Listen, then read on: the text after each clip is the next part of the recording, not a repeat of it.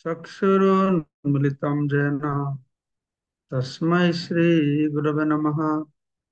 नमो विष्णुपादाय कृष्णपृष्ठाय भूतले श्रीमते भक्तिवेदांत स्वामिने इति नामिने। नमस्ते सारस्वती देवे गौरवाणी प्रसारिणे निर्विशेषा शून्यवादी पाश्चात्य देशतारिणे वंशाकल्पतरुभ्यश्च कृपा सिन्धुभ्येव च पतितानां पावनेभ्यो वैष्णवेभ्यो नमो नमः। जय आजानुलंबित भुजौ कनकावदातौ संकीर्तनैकपितरौ कमलायताक्षौ विश्वम्भरौ द्विजभरौ जुगधर्मपालौ वन्दे जगत्प्रियकरौ करुणावतारौ चिरददत निजगुप्तवीतं स्वप्रेमनामामृतमत्युतारम् आपामरदविततारं गौरकृष्णजनभ्यो तमहं प्रपद्ये। आनन्दलीलामय विग्रहाय हेमावदिव्यछविसुन्दराय तस्मै प्रेम महारसप्रदाय चैतन्यचन्द्राय नमो नमस्ते। जय श्री कृष्ण चैतन्य प्रभु नित्यानंद श्री अद्वैत गदाधर शिवासादि श्री गौर भक्त वृंद। हरे कृष्ण कृष्ण कृष्ण हरे हरे, हरे राम राम राम हरे हरे। मुखम करोति वाचालं पंगुलं हृतगिरिं कृपातमहं वन्दे परमानंद माधवम श्री गुरुदिनतारिणम श्री चैतन्य ईश्वरम। श्री चैतन्य चरितमृत आदि लीला अष्टम अध्याय 33 নম্বর শ্লোকে বলা হয়েছিল, চৈতন্য নিত্যানন্দে নাহি এসব বিচার, নাম লইতে প্রেম দেন বহে অসুধা। নিত্যানন্দ চৈতন্য মহাপ্রভু নামে এসব বিচার হয় না। তো অশ্রুধারা বয়। কেউ যদি একটু শ্রদ্ধা সহকারে শ্রী চৈতন্য মহাপ্রভু ও শ্রী নিত্যানন্দ প্রভুর নাম গ্রহণ করেন, তাহলে অচিরেই তিনি সমস্ত অপরাধ থেকে মুক্ত হবেন। ফলে যখন তিনি হরে কৃষ্ণ মহামন্ত্র কীর্তন করবেন, তখন তিনি ভগবত প্রেম অনুভব করবেন, তার চোখ দিয়ে আনন্দাশ্রু ঝরে পড়বে। এখানে চৈতন্য নিত্যানন্দ যে চৈতন্য নিত্যানন্দে নাই এসব বিচার, নাম লইতে প্রেম দেন, হরিনাম নিলে একটু শ্রদ্ধা, শ্রদ্ধা থাকবে। তো শিল ভক্তিনাথ ঠাকুর মন্তব্য করেছেন, কেউ যদি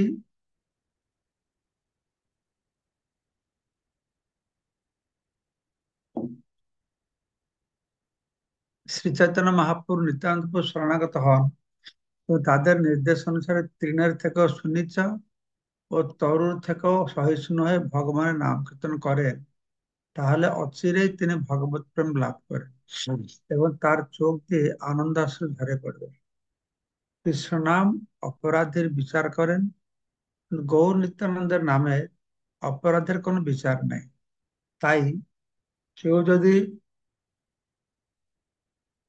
হরে কৃষ্ণ মহামন্ত্র কীর্তন করেন, তার কার্যকলাপ যদি পাপযুক্ত হয়, তাহলে তার পক্ষে ভগবত প্রেম লাভ করা অসম্ভব। কিন্তু অপরাধী হওয়া সত্ত্বেও যদি গৌর নিত্যানন্দ নাম কীর্তন করেন, তাহলে তিনি অতি শীঘ্রই অপরাধ থেকে মুক্ত হবে। অতএব প্রথমে শ্রী চৈতন্য মহাপ্রভু নিত্যানন্দ প্রভু শরণাগত হয়, অথবা শ্রী গুরু গৌরাঙ্গের সেবা করে, তারপরে শ্রী রাধাকৃষ্ণ আরাধনা করতে হয়। তো আমাদের কৃষ্ণ ভগবত আন্দোলনে আমাদের শিষ্যদের প্রথমে শ্রী গুরু গৌরাঙ্গের উপাসনা করতে উপদেশ দেওয়া হয়। আর তারপর কিছুটা উন্নত হলে তখন শ্রী শ্রী রাধাকৃষ্ণের শ্রী বিগ্রহ প্রতিষ্ঠা করা হয়। তখন তারা শ্রী রাধাকৃষ্ণের আরাধনা করতে শুরু করে। দেখুন, এখানে যে বর্ণনা করা হলো, হরে কৃষ্ণ মহামন্ত্র কীর্তন করলে, কেউ যদি হরে কৃষ্ণ মহামন্ত্র কীর্তন করেন কিন্তু পাপ করে, তাহলে ভগবত প্রেম লাভ সম্ভব নয়। কিন্তু অপরাধ সত্ত্বেও যদি গৌর নিত্যানন্দের কীর্তন করে, তাহলে তিনি শীঘ্রই অপরাধ মুক্ত হয়ে যাবে। তো কিন্তু এর মানে নয় যে আমরা গৌর নিত্যানন্দের শরণাগত হয়ে পাপ করতে থাকবো। যেটা কি সহজিয়ারা করে। তারা সমস্ত প্রকারের পাপ করে আর বললে ভগবানের নামের মধ্যে কি এইটুকু শক্তি নাই, আমরা মাছ খেলে যে পাপ করি সেটাকে দূর করতে পারবে? তো এই তুমি মাছ খেলে পাপ হবে, ভগবানের নাম করলে দূর হবে না এরকম বলো, তাহলে তোমার নামে বিশ্বাস নেই। না? নামের কি একটু শক্তি নেই যে মাছ খাওয়ার পাপ থেকে মুক্ত করতে এইভাবে তারা উল্টো বুঝায়। সেই জন্যই এটাও সুস্পষ্ট করা উচিত, আমাদের মন রাখা উচিত। গৌরাঙ্গ গ্রন্থের নাম নিলে অপরাধ হয় না, আমরা কৃষ্ণ পরে পাবো, তাহলে আমার কেন কৃষ্ণ পাচ্ছি না, আমাদের গ্রন্থের নাম নিচ্ছি না। অপরাধ হওয়ার প্রবণতা নিয়ে করলে হবে না। তো ব্যাপার আছে যে গৌর নিত্যানন্দ নাম করলে আমরা পাপ থেকে মুক্ত হব, তা বললে গৌর নিত্যানন্দ মুক্ত হবো বলে যে পাপ করব তা নয়। এইভাবে আমাদের কি করতে হবে না, গৌর নিত্যানন্দের নামের আশ্রয় নিতে হবে। তাহলে চরমে শ্রী শ্রী রাধাকৃষ্ণের সেই পাদপদ্ম লাভ করার জন্য প্রথমে শ্রী গৌর নিত্যানন্দের আশ্রয় গ্রহণ করতে হবে। এই সম্পর্কে নরোত্তম দাস ঠাকুর গেছেন, গৌরাঙ্গ বলিতে হবে পুলক সরি, হরি হরি বলিতে না জনে ববেনি, আর কবে নিতাই চাঁদে করুণা হইবে, সংসার বাসনা মোর কবে তুচ্ছ হবে, বিষয় ছাড়িয়া কবে শুদ্ধ হবে মন, কবে হাম হেরিব শ্রী বৃন্দাবন।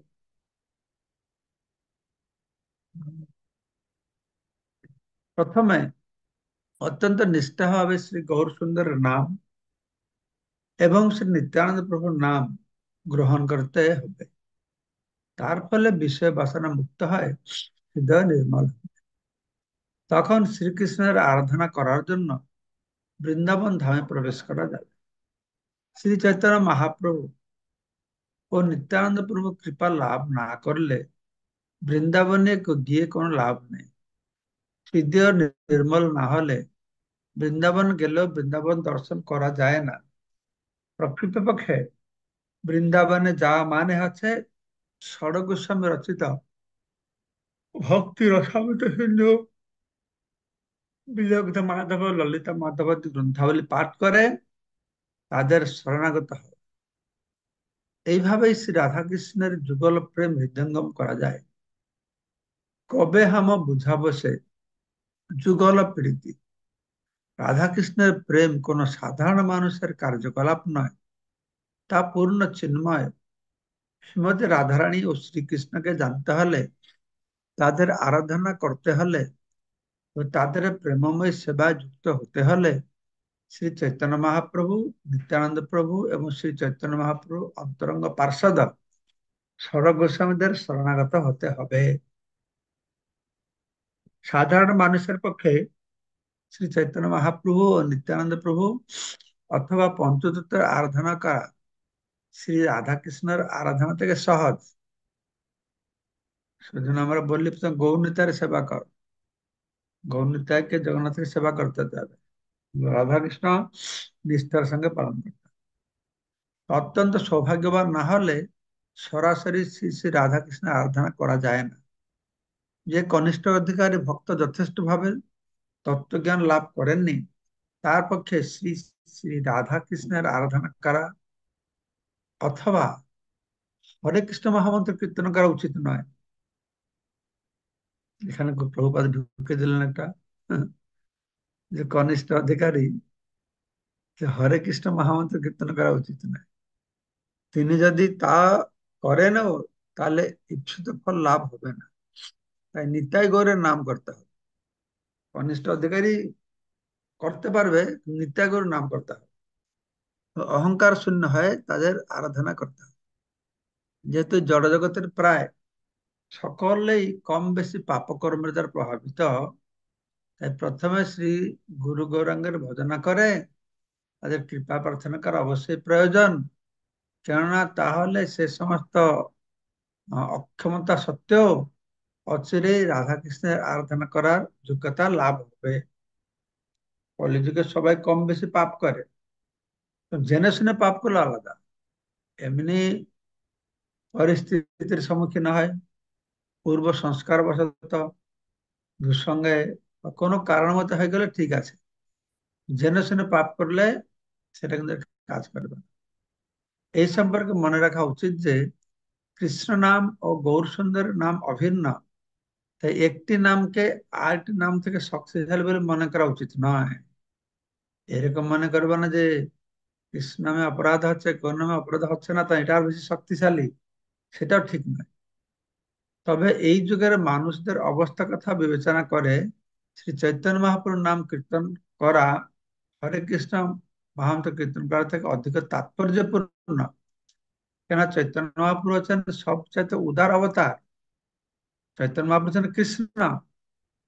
কৃষ্ণ রূপে যখন এসেছেন, সেই সময় তার উদারতা যে ভাব, তার থেকে তিনি যখন চৈতন্য রূপে এসেছেন, তার উদারতা বেশি। তার করুণা প্রতি, হ্যাঁ, তার করুণা অতি সহজে লাভ করা যায়।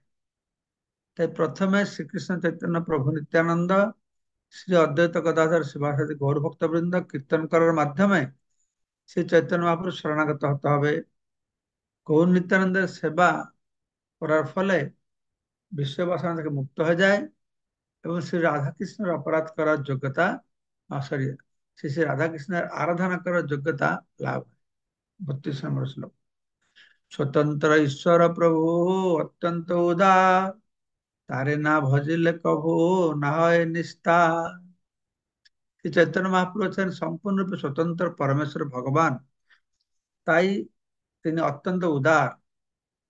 তার ভজন না করলে উদ্ধার পাওয়া যায় না।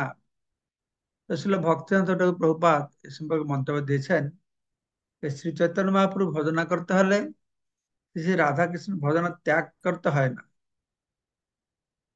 এখানে বুঝতে পেরেছি, রাধাকৃষ্ণ থেকে চৈতন্য মহাপ্রভু শ্রেষ্ঠ, যত উদার। তাহলে রাধাকৃষ্ণকে আমি ভজনা করবো, চৈতন্য মহাপ্রভুকে ভজনা করবো। বা চৈতন্য মহাপ্রভু যদি রাধাকৃষ্ণ, তো রাধাকৃষ্ণ যদি ভজনা করছি, চৈতন্য মহাপ্রভু ভজনা করতে লাগবে কেন? কেবল শ্রী শ্রী রাধাকৃষ্ণ অথবা চৈতন্য মহাপ্রভু ভজন করলে পরমার্থের পথে এগোনো যায় না। অর্থাৎ রাধাকৃষ্ণের সঙ্গে গৌরাঙ্গ মহাপ্রভুকে উপাসনা করতে হবে। ষড় গোস্বামীদের নির্দেশ অনুসরণ করার চেষ্টা করা উচিত, কেননা তারা হচ্ছেন আচার্য এবং শ্রী চৈতন্য মহাপ্রভু অত্যন্ত প্রিয়। সেজন্য নরোত্তম দাস ঠাকুর লিখেছেন, রূপ রঘুনাথ পদে হইবে আকুতি, কবে হাম বুঝাব সে যুগল প্রীতি। ষড় গোস্বামীদের অনুগত হওয়া উচিত এবং ছিল রূপ গোস্বামীর ধারায়, ছিল রঘুনাথ দাস গোস্বামী, এইভাবে গুরু পরম্পরার ধারা অনুসরণ করা বাঞ্ছনীয়। তাদের নির্দেশ অনুসরণ না করে শ্রী গৌরসুন্দর এবং শ্রী রাধাকৃষ্ণের আরাধনা করা, কল্পনা করাও এক মহাপরাধ। তাদের নির্দেশ অনুসরণ না করে শ্রী শ্রী গৌরসুন্দর রাধাকৃষ্ণের আরাধনা করার কল্পনাও করাও মহাপরাধ। সেই অপরাধের ফলে নরকের পথ প্রশস্ত হয়। কেউ যদি ষড় গোস্বামীদের নির্দেশ অবহেলা করে শ্রী শ্রী রাধাকৃষ্ণের তথাকথিত ভক্ত হন, তবে তিনি কেবল শ্রী শ্রী রাধাকৃষ্ণের যথার্থ ভক্তের সমালোচনাই করেন। তার জল্পনা কল্পনার ফলে তিনি মনে করেন যে শ্রী গৌরসুন্দর হচ্ছেন একজন সাধারণ ভক্ত, তাই তিনি পরমেশ্বর ভগবান শ্রী রাধাকৃষ্ণের সেবায় উন্নতি লাভ করতে পারেন না। তার জল্পনা কল্পনার ফলে তিনি মনে করেন যে শ্রী গৌরসুন্দর হচ্ছেন একজন ভক্ত, তো তাই তিনি পরমেশ্বর ভগবান শ্রী রাধাকৃষ্ণের সেবার উন্নতি লাভ করতে পারবেন না। শ্লোক 33।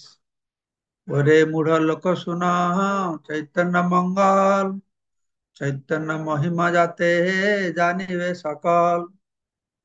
হে মূর্খগণ, চৈতন্য মঙ্গল পাঠ করো।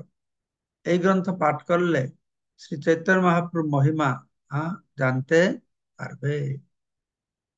তো এখানে একটু মন দিয়ে শ্রবণ করুন। ছিল বৃন্দাবন দাস ঠাকুর রচিত চৈতন্য ভাগবত, সেটা প্রথমে তার নাম ছিল চৈতন্য মঙ্গল।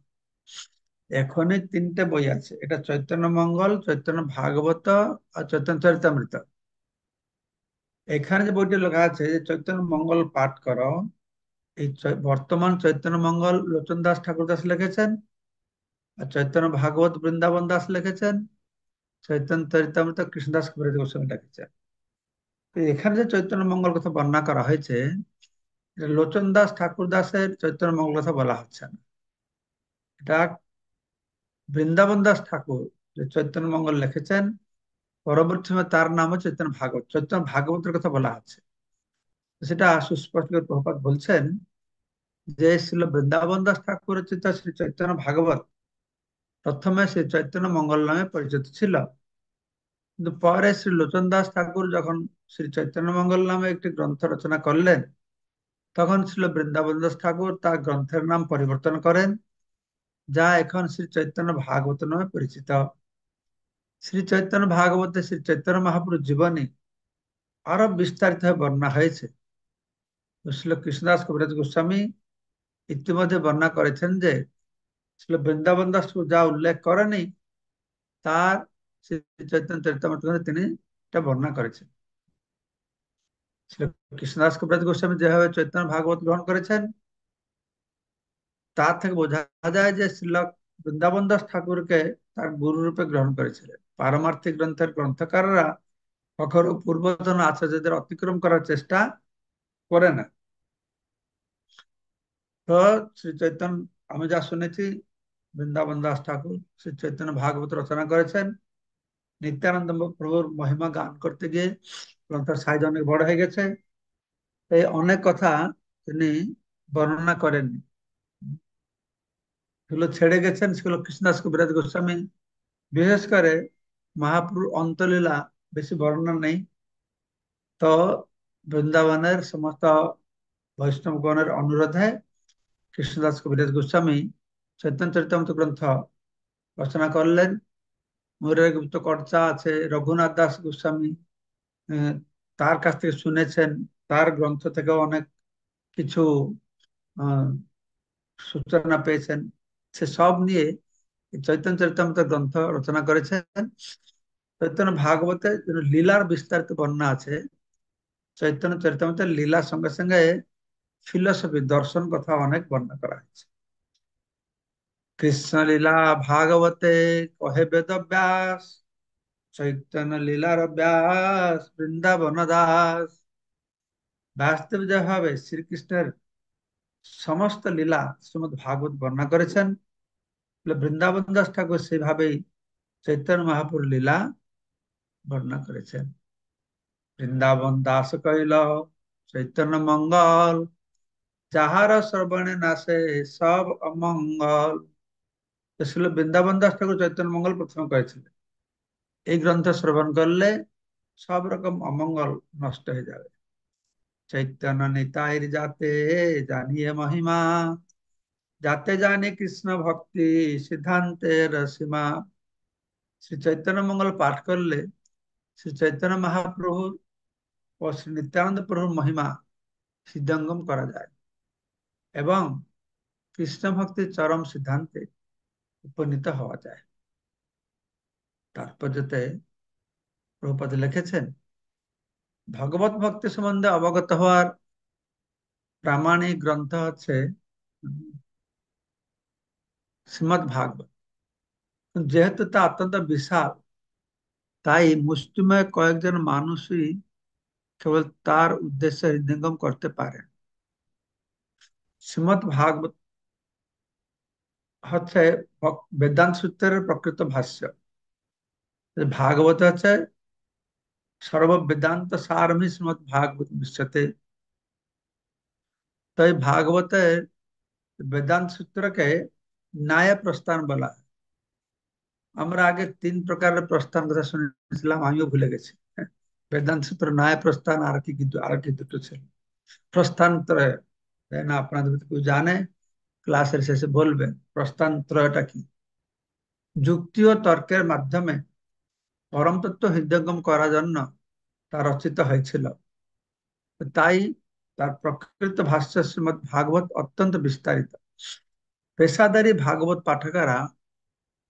পাঠকেরা একটি ধারণার সৃষ্টি করেছে যে শ্রীমদ্ ভাগবতে কেবল শ্রীকৃষ্ণের রাসলীলাই আলোচনা করা হয়েছে, কিন্তু প্রকৃতপক্ষে রাসলীলার বর্ণনা করা হয়েছে কেবল দশম স্কন্ধে 29 থেকে 33 পর্যন্ত 5টি অধ্যায়।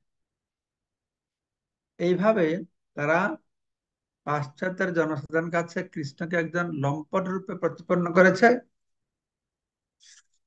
তো কৃষ্ণ শুধু রাসলীলা বলছে, তারা বলছে রাসলীলাটাই যেন ভাগবতের শ্রেষ্ঠ কথা, একমাত্র এটাই কথা, ভাগবত মানে রাসলীলা।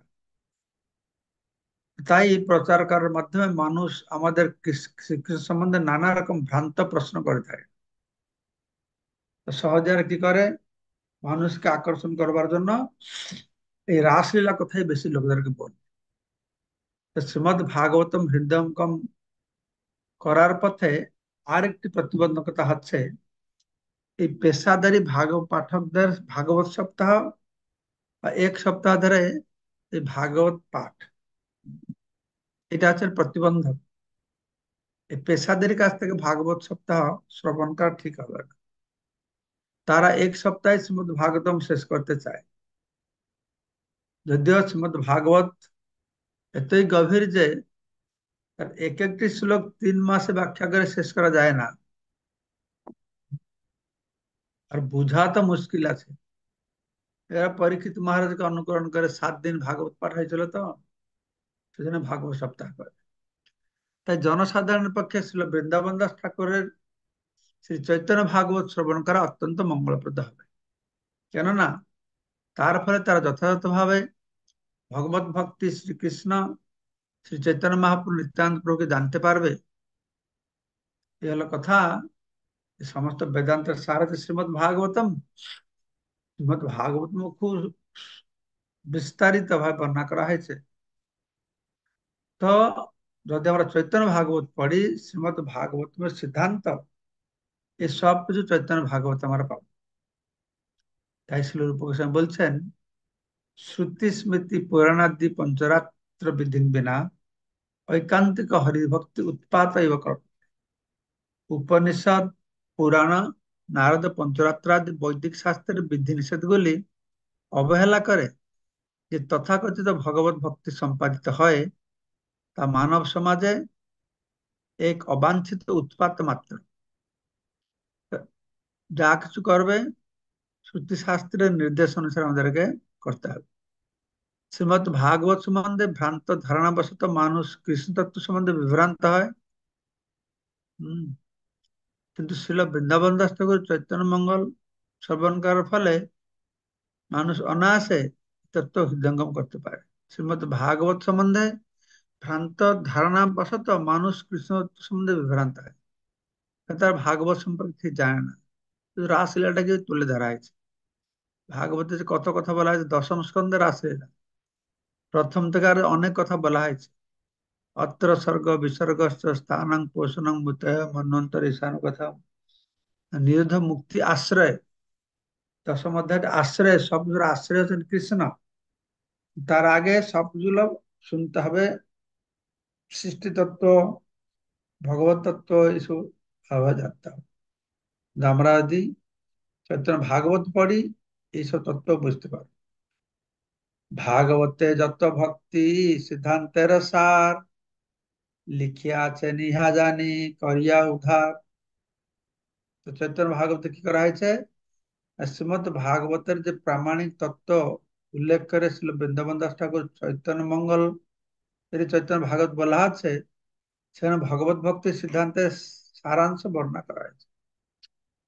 চৈতন্য ভাগবত মানে কি, মহাপুরুষ জীবনী। মহাপুরুষ জীবনটা কি, ভাগবতে যা বর্ণনা করা হয়েছে, আপনি আচার্য ধর্ম জীবের শিখা, মহাপুরুষ স্বয়ং তার জীবনটা তুলে ধরেছে।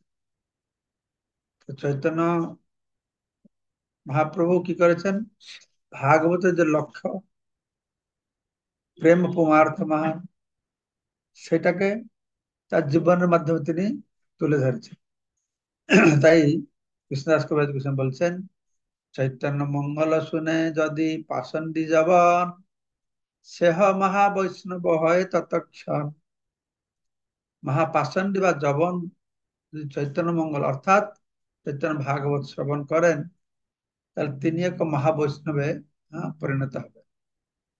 মনুষ্য রচিতে নারে ইচ্ছে গ্রন্থ ধন্য, বৃন্দাবন দাস মুখে বক্তা সেই চৈতন্য। এই গ্রন্থের বিষয়বস্তু অত গভীর যে কোন মানুষের পক্ষে তা রচনা করা সম্ভব নয়। তাই মনে হয় যেন শ্রী চৈতন্য মহাপুরুষ স্বয়ং ছিল বৃন্দাবন দাস ঠাকুরের মুখ দিয়ে এ কথাগুলি বলেছে।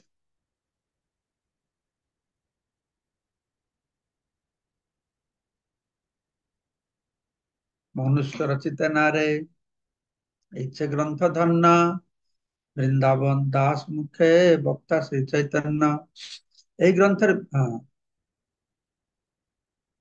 তাৎপর্য যদি বলা আছে, ছিল সনাতন গোস্বামী তার হরি ভক্তি বিলাস গ্রন্থে লিখেছেন, অবৈষ্ণব মুখোদ্গীর্ণ পুত হরিকথা অমৃতম শ্রবণম নৈব কর্তব্য সর্বচেষ্টা যথাপয়। দুধ অত্যন্ত উপাদেয় বস্তু, তা সেবন করলে তুষ্টি পুষ্টি এবং ক্ষুধা নিবৃত্তি হয়। তো সেই দুধ সর্পের উচ্ছিষ্ট হলে যেমন তার দুধের ক্রিয়া না করে আহ বিশ্বরেই ক্রিয়া করে, ঠিক সেই রকম তেমনি পবিত্র হরিকথামৃত পানে জীবের ভক্তি বৃদ্ধির উন্মেষ হয় হরিকথা শ্রবণ করলে। কিন্তু অবৈষ্ণব অপরাধী ব্যক্তির মুখোদ্গীর্ণ উপদেশ যদি করা হয়, আদি বাহ্য আকার হরিকথার মতো মনে হলেও তার নাম অপরাধ। তো সেই নাম অপরাধ শ্রবণ করা কখনই কর্তব্য নয়। তা শ্রবণ করলে মঙ্গল হওয়া দূরে থাকুক, সর্বচেষ্ট দুধের মতো তাদের জীবনে অমঙ্গলই হবে। বৈদিক তত্ত্ব, পুরাণ ও পঞ্চরাত্র বিধির সিদ্ধান্তের অনুসারে শাস্ত্র সিদ্ধান্তের অনুগামী শাস্ত্র কেবল শুদ্ধ ভক্তি প্রণয়ন করতে পারে। বৈদিক তত্ত্ব, পুরাণ, পঞ্চরাত্রের অনুগামী যে শাস্ত্র, সেই শাস্ত্রের দ্বারা পাঠ করলে আমাদের ভক্তি হবে, নাহলে ভক্তি হবে না। ভগবত ভক্তি সম্বন্ধে গ্রন্থ রচনা সাধারণ মানুষের পক্ষে সম্ভব নয়, কেননা তার গ্রন্থ কার্যকারী হবে না। তিনি সমস্ত বড় পণ্ডিত, তিনি মস্ত বড় পণ্ডিত হতে পারেন, তো খুব সুন্দর ভাষায় রচনা করতে তিনি দক্ষ হতে পারেন, তো তা পারমার্থিক তত্ত্ব হৃদয়ঙ্গম করতে মানুষকে সাহায্য করবে না। তার পাণ্ডিত্যের মাধ্যমে, অধ্যক্ষতার মাধ্যমে, সংস্কৃত ব্যাকরণের মাধ্যমে সুন্দর বর্ণনা করলেও সে কথা শ্রবণ করে কারো ভক্তি হবে না। পক্ষান্তরে ভগবত ভক্ত যদি ভুল ভাষায় তা রচনা করে, তাহলে তা গ্রহণীয়। হ্যাঁ, এখানে ভাগবতের শ্লোকও বলা হয়েছে। কিন্তু জড়বাদী পণ্ডিতদের দ্বারা রচিত, এমনকি অত্যন্ত নিখুঁত ভাবে পরিবেশিত তথাকথিত পারমার্থিক গ্রন্থ গ্রহণযোগ্য নয়। ভক্তের রচনার রহস্য আছে যে তিনি যখন ভগবানের লীলা বর্ণনা করেন, তখন ভগবান তাকে সাহায্য করেন, তিনি নিজে তা রচনা করেন না, ভগবানের সাহায্যে রচনা করেন। তাই ভগবত গীতা 10-10 শ্লোক বলা হয়েছে, তদামি বুদ্ধিযোগম তাং যেন মাং উপজানতি।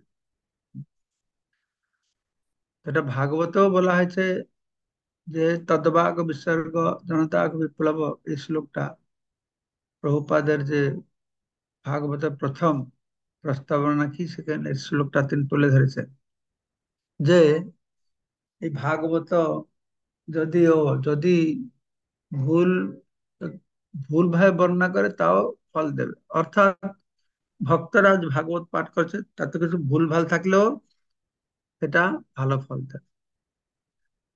তো কেননা ভগবান তাকে বুদ্ধি দেবে, দাদা আমি বুদ্ধি যোগুন তাং যেন উপজানতি।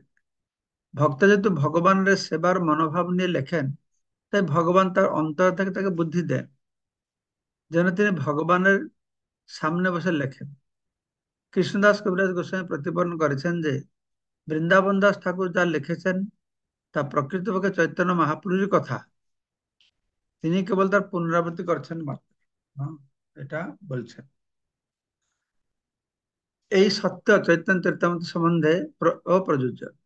কৃষ্ণদাস কবিরাজ গোস্বামী যেরকম বৃন্দাবন দাস লেখা চৈতন্য চৈতন্য ভাগবতকে বলেছেন, এটা চৈতন্য মহাপ্রভু বলেছেন, ঠিক সেই রকম চৈতন্য চরিতামৃত কৃষ্ণদাস কবিরাজ গোস্বামী লিখেছেন, সেটাও মহাপ্রভু বলেছেন।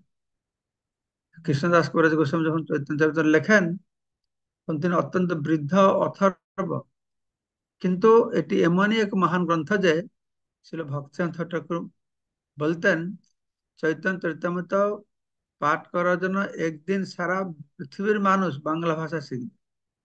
আমরা চৈতন্য চরিতামৃত ইংরাজি ভাষায় প্রকাশ করার চেষ্টা করছি, জানি না এই কার্যে আমি কতটা সফল হব। তো কেউ যদি বাংলা ভাষায় মূল চৈতন্য চরিতামৃত পাঠ করেন তাহলে তিনি ভগবত ভক্তির অমৃত আস্বাদন করতে পারবে।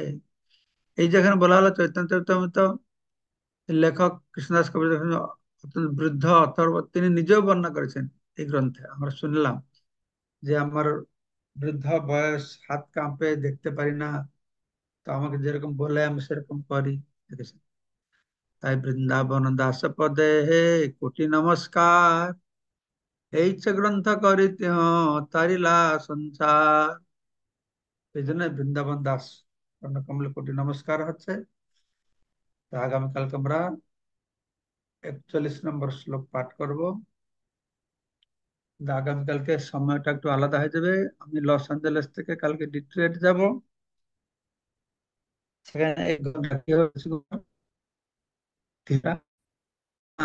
এখানে যেরকম আমরা যে 4:30 কয়টা ওখানে, 6:30 মানে এখানে কটা ছিল, 6টা। সেখানকার টাইম টাইম বলে দেবো। 3 ঘন্টা তো, কিন্তু মানে ওখানে 6:30 মানে এখানে সকাল 6:30 মানে এখানে আমাদের মঙ্গলময় প্রভু বলুন। আমাদের এখানে যখন 6:30 হবে, ওখানে আপনাদের ডিট্রয়েটে 9 হয়ে যাবে, রাত্রে 9 আমার বাজবে। 9টা, হ্যাঁ না মহারাজ, না না, কি বল, হচ্ছে তোমার ওটা হবে ডিট্রয়েট এরকমই দেখি। 11 ঘন্টা 9টা। বা 13 ঘন্টার ও, পার্থক্য হবে। তাহলে আর হবে না। তাহলে 9টার সময় তো আমার জোরদার প্রোগ্রাম চলবে তখন। তো কালকে থেকে তোমরা আলোচনা করবে এনে। আমি তারপরে আমি তো আর 1 সপ্তাহ 2 সপ্তাহের মধ্যে ইন্ডিয়া চলে যাচ্ছি। ডেট্রয়েটে 3 দিন থাকে, তারপরে চিকাগো যাবো। তারপর তো জন্মাষ্টমী এসে যাচ্ছে, খুব ব্যস্ত থাকবো। বেশ, তখন ওই এই 3-4 দিন একটু একটু গ্যাপ থাকবে। তো মঙ্গলময় প্রভু বলুন কি হরে কৃষ্ণ চাইছেন। মহারাজ। হরে কৃষ্ণ মহারাজ, দণ্ডবত প্রণাম। মহারাজ, এই 3টে প্রস্থান হচ্ছে গিয়ে শ্রুতি প্রস্থান, আর ন্যায় প্রস্থান, শ্রুতি প্রস্থান এবং স্মৃতি প্রস্থান। ন্যায় প্রস্থান হচ্ছে গিয়ে বেদান্ত সূত্র, উপনিষদ হচ্ছে গিয়ে শ্রুতি, আর স্মৃতি হচ্ছে বলেছিলেন মহারাজ গীতা, মহাভারত, আহ তাই বলেছিলেন মহারাজ। ঠিক আছে, ঠিক আছে, সবাই মনে রাখবেন মহারাজ, এটা। মহারাজ একটা জিজ্ঞাসা। মহারাজ, এখানে 32 নম্বর শ্লোকে স্বতন্ত্র ঈশ্বর বলা হলো। স্বতন্ত্র ঈশ্বর প্রভু অত্যন্ত উদার। তো এখানে স্বতন্ত্র বলা হলো কেন মহারাজ? স্বতন্ত্র বলতে পৃথক, তাহলে কোন বিষয়ে পৃথক, কোন দিক দিয়ে পৃথক মহারাজ? স্বতন্ত্র মানে পৃথক নয়, স্বতন্ত্র মানে স্বাধীন। সে নিজের যা চায় তা করতে পারবে, বুঝতে পারছো, সেই উদ্দেশ্যে এটা বলা হয়েছে। সে স্বতন্ত্র, আচ্ছা। মানে কারোর নিয়ন্ত্রিত নয়। যে প্রেম কাউকে দেওয়া যায় না, সে ইচ্ছা করলে দিতে পারে, তার স্বতন্ত্রতা রয়েছে, এটা বলা হয়েছে। ঠিক আছে। আর মহারাজ, কৃষ্ণলীলা ভাগবতে কহে বেদব্যাস, চৈতন্য লীলায় ব্যাস বৃন্দাবন দাস। তাহলে চৈতন্য লীলাতে ব্যাসতে বৃন্দাবন দাস ঠাকুর হলেন। তাহলে কৃষ্ণদাস কবিরাজ গোস্বামী তাহলে পূর্ব পূর্ব লীলায়, মানে পূর্ব লীলায় কে ছিলেন মহারাজ? ও, আমি জানি না কি সখী বা গোপী কি থাকবে এটা জানি না। মহারাজ, 31 নম্বর শ্লোকে শ্রীল প্রভুপাদ তাৎপর্য লিখলেন যে কনিষ্ঠ অধিকারী ভক্ত যথেষ্টভাবে কৃষ্ণ তত্ত্ব জ্ঞান লাভ করেনি, তার পক্ষে শ্রী শ্রী রাধা কৃষ্ণের আরাধনা করা অথবা হরে কৃষ্ণ মহামন্ত্র কীর্তন করা উচিত নয়। তাহলে কনিষ্ঠ অধিকারী ভক্ত সে হরে কৃষ্ণ মহামন্ত্র কীর্তন তাহলে করবে না মহারাজ? তারা করবে, কিন্তু চৈতন্য মহাপ্রভু নিত্যানন্দের নাম নিয়ে তারপর করবে। তাদের শুধু নাম করা অধিকার, আমরা যেরকম কনিষ্ঠ অধিকারী, আমরা চৈতন্য নিত্যানন্দ নাম, পরে যারা উন্নত হয়ে যাবে চৈতন্য নিত্যানন্দ মানবে না তা নয়। প্রভুপাদ বলছেন যে সাধারণ লোক ভক্তরা চৈতন্য মহাপ্রভু নিত্যানন্দ, তারপরে সেন্টেন্সটা পড়ুন কি লেখা আছে। তিনি যদি তা করেন তাহলে স্ফীত হ্যাঁ, ফল লাভ হবে না, তাই নিতাই হ্যাঁ, গৌরাঙ্গে নাম করতে হয় এবং অহংকার হ্যাঁ, শূন্য হয়ে তাদের আরাধনা করতে হয়। সেটা করলেও ফল পাবে না, নিত্যাই গৌরের নাম নিলে ফল পাবে, এটা বলা আছে। ঠিক আছে। তাহলে মহারাজ, তাহলে ওইটা মানে হরে কৃষ্ণ মন্ত্র কীর্তন করার আগে জয় শ্রীকৃষ্ণ চৈতন্য প্রভু নিত্যানন্দ শ্রী অদ্বৈত গদাধর শ্রীবাসাদি গৌর ভক্তবৃন্দ, এটা বলার পর তাহলে কনিষ্ঠ অধিকারীও এই নাম নিতে পারবে, তাই তো মহারাজ? সেটাই বলা আছে। তার মানে নয় যে উন্নত ভক্তরাই সেখানে চৈতন্য আশ্রয় নেবে না, তা নয়, তা তো আশ্রয় নিয়েছে। ঠিক আছে। হ্যাঁ তারপর মহারাজ। মল্লিকা চিত্রা মাতাজি,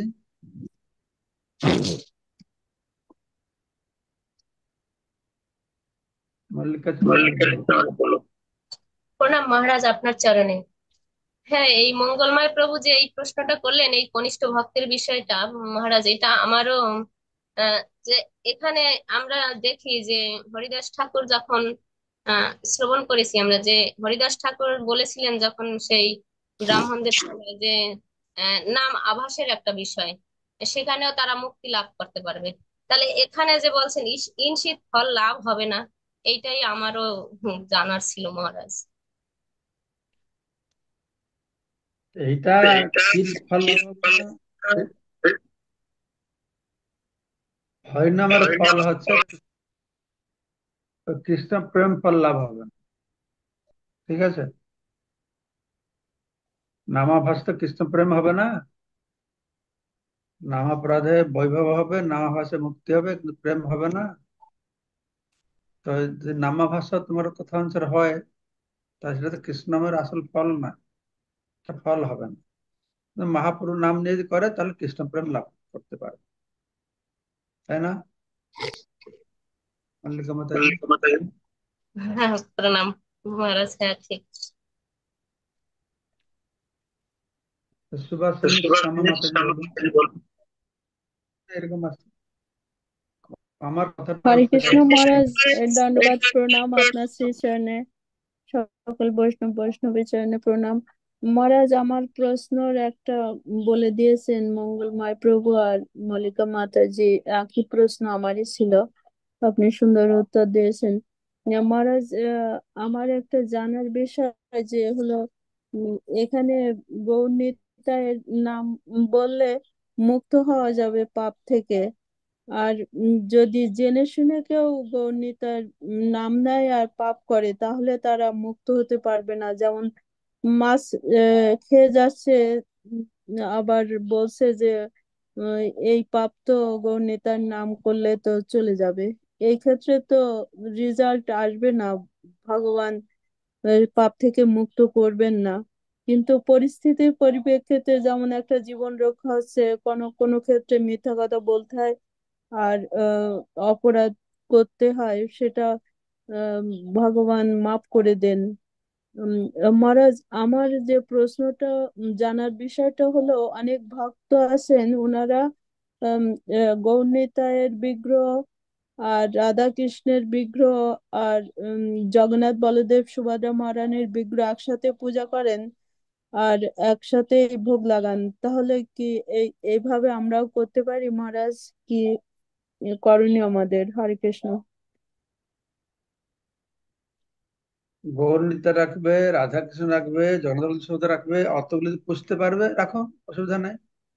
অতগুলি ঠাকুর পুষতে পারবে তো, সেবা যত্ন করা, ভোগ লাগানো, এই জন্য গৃহের মধ্যে যত সিম্পল করে রাখো তো ভালো। এটা মন্দিরে ঠিক আছে, ঘরের ভিতরে যত সরল ভাবে পূজা করবে এটা ভালো।